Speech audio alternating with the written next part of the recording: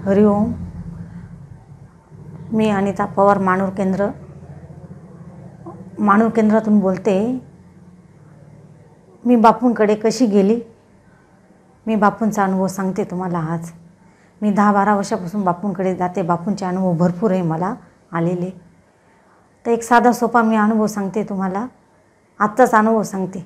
मला रात्री जेव्हा फोन आला, जेव्हा कळालं मला आपल्याला दिंडोरी उपासना केंद्र तिथं जायचं आहे आपल्याला, तर मी त्यावेळेस डायरेक्ट नकार दिला. मला यायचं नाही असं सांगितलं मी.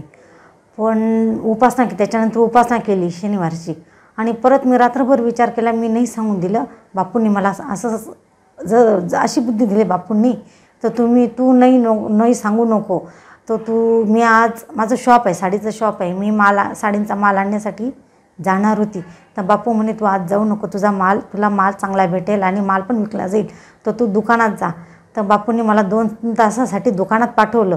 मी 10 ते 12 वाजेपर्यंत दुकानात गेली. 2 तासात माझा डायरेक्ट 20-25 हजाराचा धंदा झाला. इतका धंदा झाला, इतकी गर्दी झाली ना, डायरेक्ट म्हणजे अक्षरशः मी ते कस्टमर होते ते कस्टमरला असं सांगितलं, मला आता दिंडोरीला उपासना केंद्र आहे तिथं जायचं आहे, मला बापूंबरोबर माहिती द्यायची आहे, बापूंबद्दल तिथं जायचं आहे. तर तुम्ही आता जा, मी तिकडून आल्यावर मी तुम्हाला फोन करून तुम्हाला बोलून घेईल. पण आता तुम्ही प्लीज मला जाऊ द्या बापूंकडे. मला बापूंची ओढ लागलेली आहे.